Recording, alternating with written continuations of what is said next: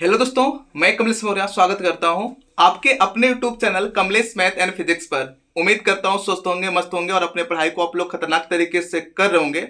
आज की क्लास में हम लोग फिजिक्स के एक मोस्ट इंपॉर्टेंट डेरिवेशन के बारे में चर्चा करने वाले हैं, जो डेरिवेशन आप लोग एग्जाम में हर बार पूछता है। आप लोग इस पूरे वीडियो को आप लोग अच्छे तरीके से देखिएगा। आप लोग अगर आप लोग इस डेरिवेशन को सीखना चाहते हो, आप लोग ऐसा मत करिएगा आप लोग 1 मिनट 2 मिनट देखें आप लोग वीडियो हट गए, ऐसा नहीं करना। आप लोग को पूरे वीडियो को आप लोग अच्छे तरीके से देखिएगा आप लोग, और मैं इसको बेहतरीन तरीके से आप लोग को समझाने का प्रयास करूंगा। आप लोग इस पूरे वीडियो को आप लोग देखिएगा, क्योंकि यह डेरिवेशन आप लोग की परीक्षा के लिए बहुत इंपॉर्टेंट डेरिवेशन है। यह आप लोग के एग्जाम में छप सकता है। इस पूरे डेरिवेशन को आप लोग अच्छे तरीके से समझिएगा। आज की क्लास में हम लोग पढ़ने वाले lens maker formula. Lens maker formula जो है आप लोग के एग्जाम में कई बार पूछा है और आप लोग के एग्जाम में पूछ सकता है। तो इस डेरिवेशन को आप लोग अच्छे तरीके से देखिएगा, यहाँ पे कैसे करना है, ठीक ना। इस डेरिवेशन आप लोग को किस तरीके से पूछेगा, या तो पूछेगा लेंस मेकर का फार्मूला लिख का प्रूफ करने के लिए पूछेगा, या तो पूछेगा पतले लेंस के द्वारा अपवर्तन का फार्मूले का पूछेगा आप लोगों से। तभी भी आप लोग को दोनों कंडीशन में डेरिवेशन एक ही करना है, ठीक ना। तो यहाँ पे ध्यान से आप लोग इस डेरिवेशन को देखिए। यहाँ पे आप लोग देख पा रहे हो एक पतला लेंस है जिसको हमने क्या नाम दिया, L1। और यहाँ पे जो पतला लेंस है इसका क्या है, मुख्य अक्ष आप लोग को दिखाई दे रहा है। जो मुख्य अक्ष है इस पर आप लोग देख पा रहे हो एक वस्तु है जिसको मैंने क्या नाम दे दिया है, कैपिटल O दिया है। अब यहाँ पे देखो कि जो कैपिटल O वस्तु है, इस वस्तु से प्रकाश किरण इस लेंस पर आपतित होगी। तो आप लोग कहने वाले कि जो यह प्रकाश की किरण है, यह प्रकाश की किरण का 2 बार अपवर्तन होगा। कैसे अपवर्तन 2 बार होगा, तो आप लोग कहने वाले कि लेंस में 2 पृष्ठ होती है। इसका मतलब एक बार इस वाले पृष्ठ से प्रकाश का अपवर्तन होगा, और दूसरी कंडीशन में जो दूसरा वाला पृष्ठ है इस दूसरे वाले पृष्ठ से प्रकाश का अपवर्तन होगा। बोलो ये सर होने वाला है, ठीक ना। यहाँ पे देखो जो लेंस है, इस लेंस के पदार्थ का जो अपवर्तनांक आप लोग देख पा रहे N2 है, और लेंस जो जिस माध्यम में रखा गया उस लेंस के माध्यम का अपवर्तनांक आप लोग देख पा रहे N1 है। तो इस बात को मैं पहले आप लोग को पढ़ के सुना देता हूं, फिर आप लोग को समझाता हूं। देखिए मैं क्या लिखा हूं। माना लेंस L1 ऐसे माध्यम में रखा है जिसके दोनों ओर का माध्यम समान है, और यहाँ पे देखो जिसका अपवर्तनांक आप लोग N1 माने हो, ठीक ना। तथा लेंस का अपवर्तनांक N2 है। लेंस के दोनों पृष्ठों की वक्रता त्रिज्याएं R1 व R2 है। आप लोग को पता है कि लेंस में 2 पृष्ठ होता है, तो जो पहला पृष्ठ है इसकी वक्रता त्रिज्या R1 है, दूसरे पृष्ठ की वक्रता त्रिज्या जो है वो R2 है, ठीक ना। और जो लेंस की मोटाई, इस लेंस की मोटाई को क्या माना हूं मैं, स्मॉल टी माना हूं, ठीक ना।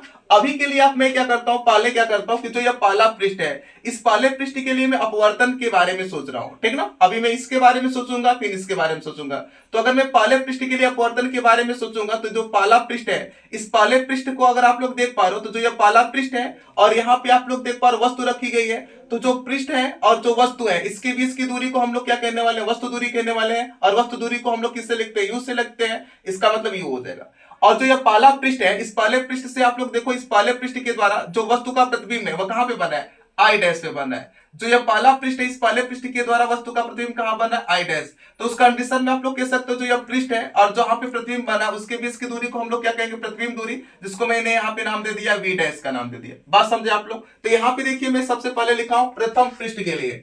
आप लोग जब इसके पहले डेरिवेशन पढ़े हो आप लोग, तो आप लोग को यह पता है कि उत्तल पृष्ठ या अवतल पृष्ठ के अपवर्तन का फार्मूला आप लोग अच्छे तरीके से पढ़ चुके हो। उसी फार्मूले का यहाँ पे यूज करके मैं क्या करने वाला हूँ, डेरिवेशन करने वाला हूँ। तो सबसे पहले पूछो कि जो गोली पृष्ठ में अवतल या उत्तर के लिए जो अपवर्तन का फार्मूला आप लोग पढ़े, वो फार्मूला क्या है। तो आप लोग कहने वाले N2 upon V minus N1 upon U equal to N2 minus N1 upon R। यह फार्मूला आप लोग अच्छे तरीके से जानते होंगे आप लोग। इसी फार्मूले का मैं यूज करके क्या करता हूं कि जो यह पहला पृष्ठ है, इस पहले पृष्ठ के लिए मैं अपवर्तन निकालता हूं, ठीक ना।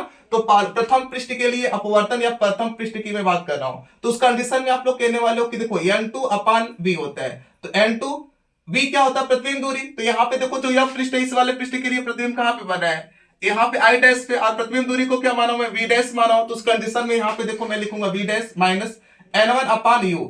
मतलब आप लोग कह सकते हो कि N1 से, जब N1 माध्यम से प्रकाश N2 माध्यम में जाता है, तो उस कंडीशन में यह फार्मूला आप लोग को पता है तब के लिए होता है। तो यहाँ पे भी देखो आप लोग प्रकाश N1 माध्यम से N2 माध्यम में जा रहा है, तो उस कंडीशन में सेम N2 माइनस N1 तो होने वाला है। बाकी यहाँ पे आप लोग को पता है कि जो प्रतिबिंब है, जो यहाँ पे पहला पृष्ठ है, इस पहले पृष्ठ के लिए जो वस्तु का जो प्रतिबिंब बना है, प्रतिबिंब दूरी को हम लोग V डैश माने हुए हैं। इसी वजह से यहाँ पे V डैश में लिखूंगा N2 upon V dash minus N1 upon U equal to N2 minus N1 upon R1। R1 में क्यों लिख रहा हूं, क्योंकि पहला जो पृष्ठ है उसकी वक्रता त्रिज्या को R1 माना गया है। बात समझे आप लोग। इसको मान लीजिए आप लोग समीकरण नंबर 1 है। अब यहाँ पे हम लोग क्या करते हैं, जिस प्रकार से हम लोग पहले पृष्ठ के लिए अपवर्तन का सूत्र लिखे यहाँ पे, सेम उसी तरीके से हम लोग दूसरे वाले पृष्ठ के लिए अपवर्तन का फार्मूला लिखते हैं। जब हम लोग इस दूसरे वाले पृष्ठ के लिए अपवर्तन का फार्मूला लिखेंगे आप लोग, तो उस कंडीशन में क्या कहने वाले हम लोग, जो यहाँ पे आप लोग देख पा रहे हो पहले पृष्ठ के द्वारा जो प्रतिबिंब आई डैश बना है, यही आई डैश जो होता है वह दूसरे पृष्ठ के लिए किसका कार्य करता है, वस्तु का कार्य करता है। और जो यह वस्तु, यह जो प्रतिबिंब होता है, इस प्रतिबिंब को हम लोग क्या कहने वाले हैं, इस वस्तु के लिए आभासी वस्तु का कार्य करेगा। मतलब आप लोग कह सकते हो यह आभासी वस्तु होगा किसके लिए, जो दूसरा वाला पृष्ठ है उसके लिए। तो उस कंडीशन में आप लोग कह सकते हो कि जो अंतिम प्रतिबिंब बना है वस्तु का, वह कहां पे बना, आई पे बना है। तो उस कंडीशन में अगर पूछूं कि जो दूसरा पृष्ठ है, इस दूसरे पृष्ठ के द्वारा जो प्रतिबिंब बना है वह आई पे बना है, तो इसका मतलब इस दूरी को हम लोग प्रतिबिंब दूरी कहने वाले हैं, जिसको मैं नाम दे दिया हूं क्या, वी। और यहाँ पे बताओ कि जो यह आई डैश है और जो यह पृष्ठ है, इसके बीच की दूरी को मैं क्या कहूंगा, वस्तु दूरी कहूंगा, क्योंकि इस वाले पृष्ठ के लिए यह जो दूरी है यह दूरी किसका कार्य करेगी, वस्तु का कार्य करेगी।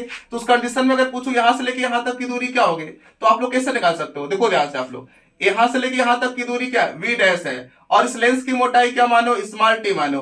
तो इसका मतलब वी डैश में से अगर टी घटा देता हूं, इसका मतलब यहां से लेके यहां तक की दूरी हो जाएगी। इसका मतलब अगर पूछो जो दूसरा पृष्ठ है, इस दूसरे पृष्ठ के लिए वस्तु दूरी क्या होगा, तो बताओ वी डैश माइनस टी हो जाएगा। और अगर पूछो प्रतिबिंब दूरी क्या होगा, तो आप लोग कहने वाले वी हो जाएगा।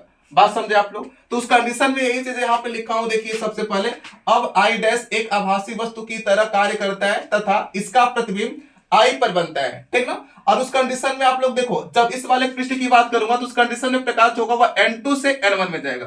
पहले तो प्रकाश N1 से N2 में जा रहा था, लेकिन जब इस वाले पृष्ठ की बात करूंगा मैं, तो इसका मतलब प्रकाश जो होगा वह N2 से N1 में जाएगा। तो उल्टा हो जाएगा सेम इसी का, जहां पे N2 होगा वहां पे N1 करेंगे आप लोग, जहां पे N1 होगा वहां पे N2 करने वाले हो आप लोग, ठीक ना। तो यहाँ पे N1 अपान में भी हो जाएगा, क्योंकि आप लोग को पता है दूसरे पृष्ठ के लिए अंतिम प्रतिबिंब कहां पे बना है, अंतिम प्रतिबिंब की दूरी क्या है, v है। तो इसका मतलब N1 अपान v माइनस में N2, जो आप लोग दूसरा पृष्ठ है, दूसरे पृष्ठ के लिए अगर कुछ वस्तु दूरी क्या होगा तो आप बता रहे हो v डैश माइनस में t होगा।